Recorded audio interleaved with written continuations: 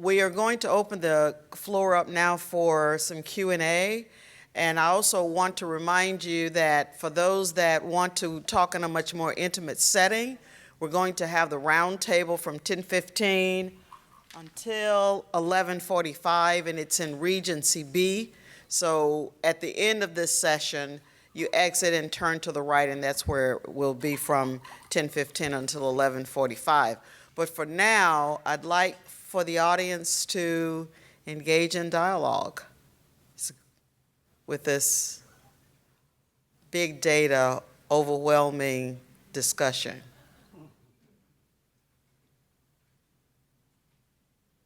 Yes. Do we have a microphone? Do we need to record the? We don't have a microphone. You can. Why don't we use? Yeah. Why don't we use one of these? You probably know how to turn it on. I don't think it's on, Tanya. Please state your name and where you're from so that we'll know who you are. Hi, am I coming through? You're going through. I'm Matt Lyons. They probably would like for you to stand so they can see you. All right. I was hoping to avoid this. Hi, I'm Matt Lyons. I'm a PhD student in public health at Georgia State University. Thanks for the great presentations. This one's for really anybody, but I think Dr. Breen, you mentioned this, that in stating the case for fusing both unstructured and structured big data, you mentioned that each type of data has its own advantages and disadvantages, which seemed to me to sort of map onto the kinds of systematic error and bias that might be in those data sets, or unmeasured bias that might be in those data sets, in particular with unstructured data. So the question is, do we run into issues where infusing unstructured with structured big data that we end up kind of amplifying the biases within each of those types of data, and how do we deal with that problem if it does come up? Is that question making sense? Okay. Is this on? It's on? Okay. So I'm not technical, and so I'm going to say something brief, and then I'll hand this to David, who may have some more suggestions, because he does this. I don't do this. But I've worked with structured big data a lot, and what I'm thinking, what I have in mind, is that with structured data, you have the sociodemographics, you know where you often don't know where people are located, but the surveys do. If we could get a hold of that information, the surveys do know where people are located. But oftentimes they're too small to be reporting out the place where people are located. So if you could start to, and actually people have talked about this, there's the joint program in statistical methods, I think it's called, which is co-sponsored by the University of Michigan and the National Center on Health Statistics. And they're thinking about this kind of stuff. I don't think anybody's figured it out. So this is a methodological and measurement challenge that exists, which I'm hoping your generation will address, because we really don't know how to do it. But and that's why I like David's work so much, is that he figured out a way, it's contextual, to get information from the Google data, because we talk about Google knows all about us. Well, Google really doesn't know all about us. It knows what we give it. And that's not our sociodemographics. That's not very much information about us personally. It's just our computer and where that computer's located. That's really what they know. And so to try to supplement that, and then of course an obvious other thing, which is not Google data, which could be a lot more structured, is from the e-mobile devices. The devices that measure your exercise routines and your eating and your sleeping patterns and all of that. That's big data that can be combined with perhaps some of this big structured data. And then sometimes it just means looking at context, which often we don't do. And the census is really the best data source to use for context because it's a large enough sample, at least with 5 years, that you can get down to a block group or a census tract or something that's pretty small, 2,000 households, that's pretty small, to be able to think about the context within which something is happening. Does that help? Okay. Did you want to say anything further? So I'll just add that I think one of the advantages of big data is that it helps to cancel out some of the sources of noise that go into kind of measurement. And so, for example, as I had, when I was talking about the Google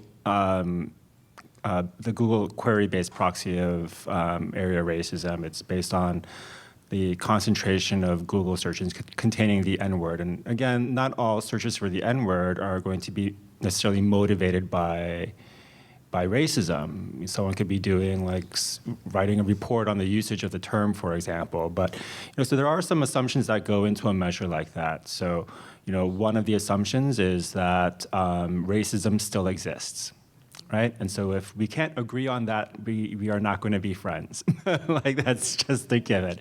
So one of the assumptions is that racism exists. Another assumption is that that there's geographic variation in the degree of racism across the U.S. And another assumption is that people who are racist or hold more racist attitudes are going to be more inclined on average to do searches for the N-word compared to those who are less racist. And so if you can assume that, then you still get a pretty good signal-to-noise ratio. And I think that there are things that you can do to gauge whether or not this proxy measure is tapping into what you think it is. And so you can look at whether or not it's correlated, for example, with explicit attitudes around race. You can look at, for example, associations with other types of more structured data, like we looked at it in terms of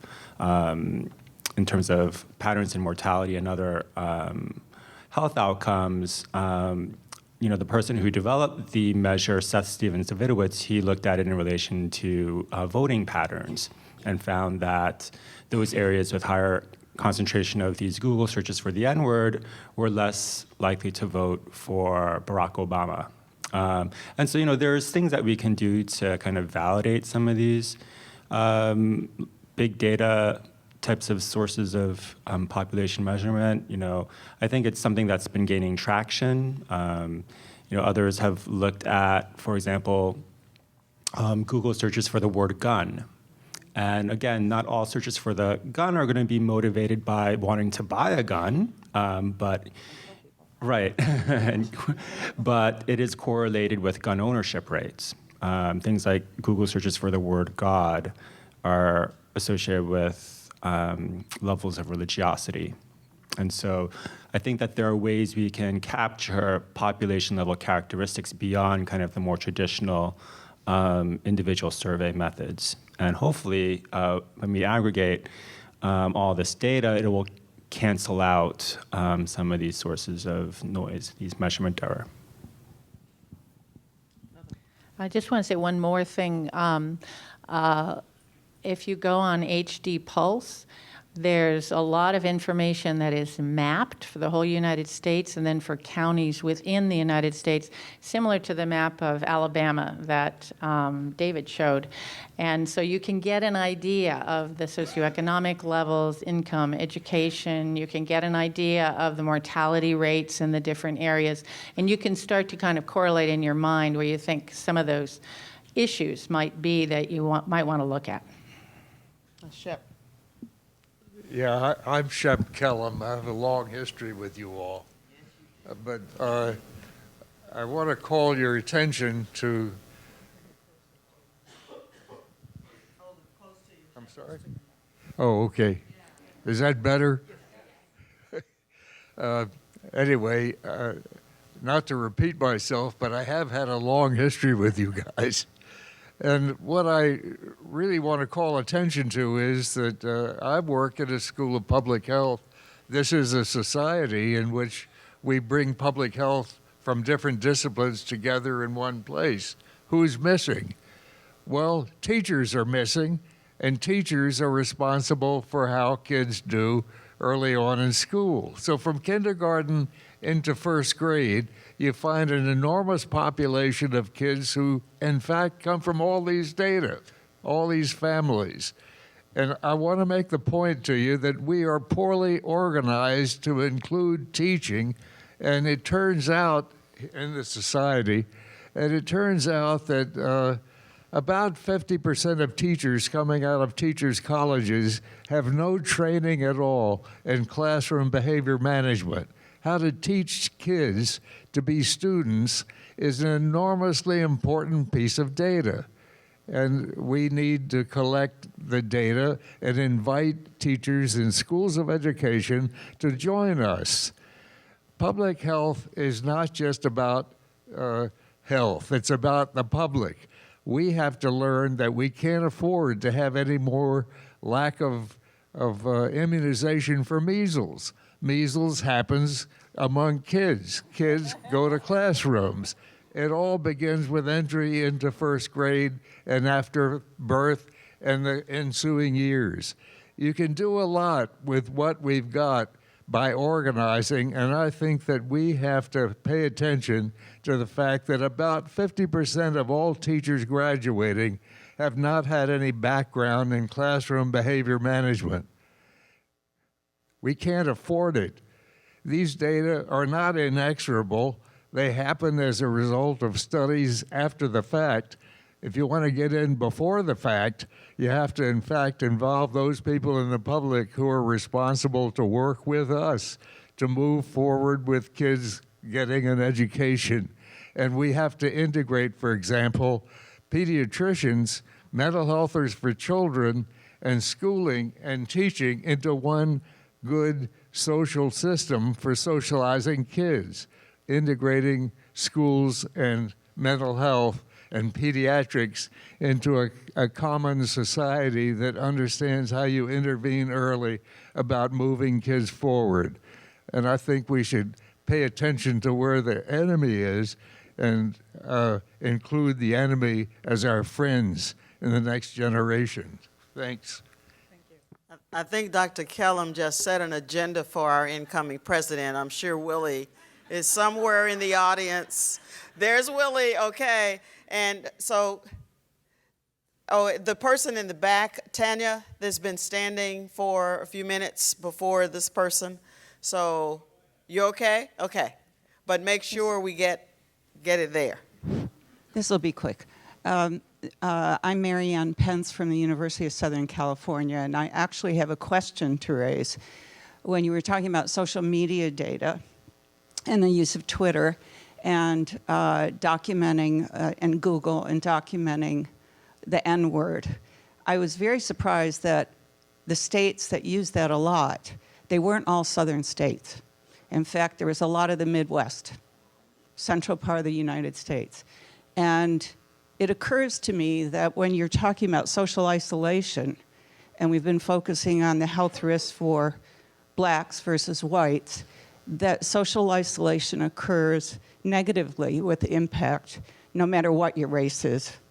So in the Midwest, if it's primarily white populations living there, and they're living with mostly white people around them, they're forming their own belief systems that adversely affect others and will probably have reciprocal negative effects on themselves.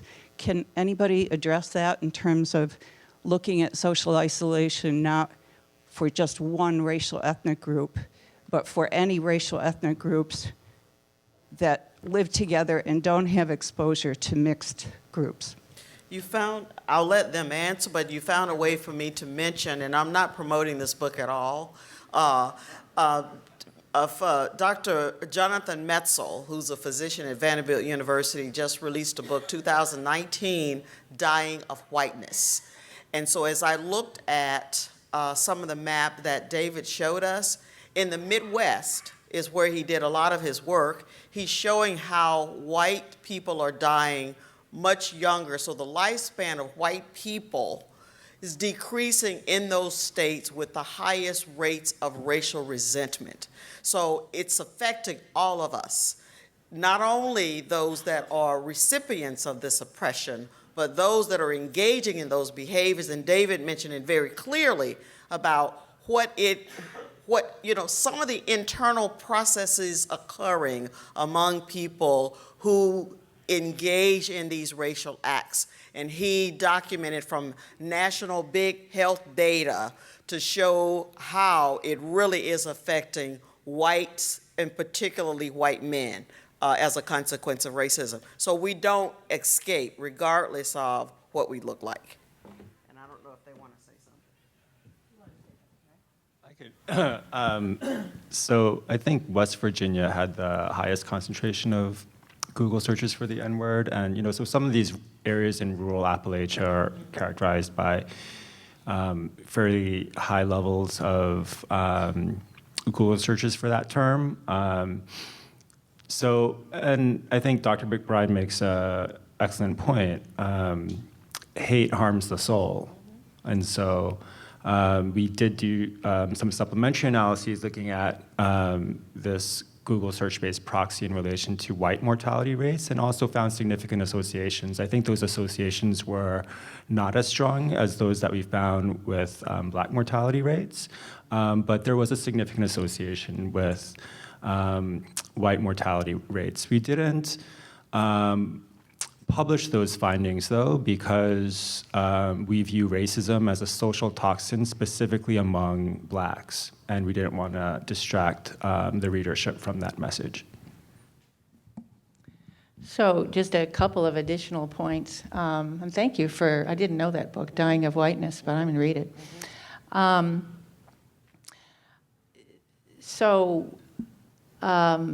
First off, I think one of the books, well, there's so many things to say about this, isn't there? This is another topic for another year. Talk about it at round table and next year.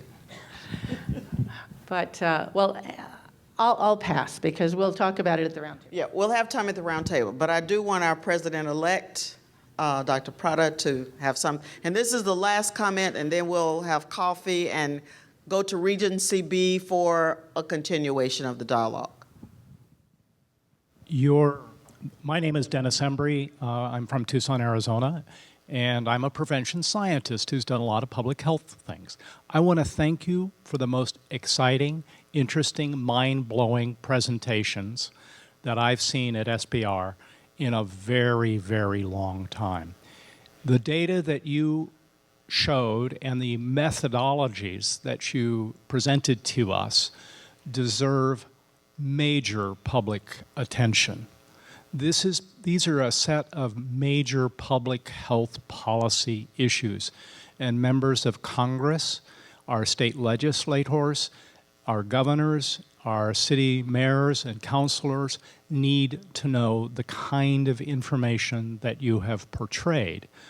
And in addition, those of us who are doing randomized trials now can also tap into these data. Dr. Shepard-Kellum mentioned the good behavior game, and people in this room know that I've been very much involved in that, and we would like to take the systems that you have done. We have now trained about 40,000 teachers in the United States. That's affecting about 1 million children. And we already know from the randomized trials that there are major long-term effects. And I believe this could show a dose-response mechanism for prevention science, for a public health mobilization. Thank you so much for the presentations that you did. Okay. Thank you so much, Dr. Embry. We have time for one more question, if for someone that has a burning question or comment. Okay, if not, I love the ending comment by Dr. Embry because they showed us that we've got to make some changes in our country and our society in order for people to have healthier lives. So we want to continue the dialogue in Regency B, and you're now dismissed. Again, let's give our panel another round of applause. Okay.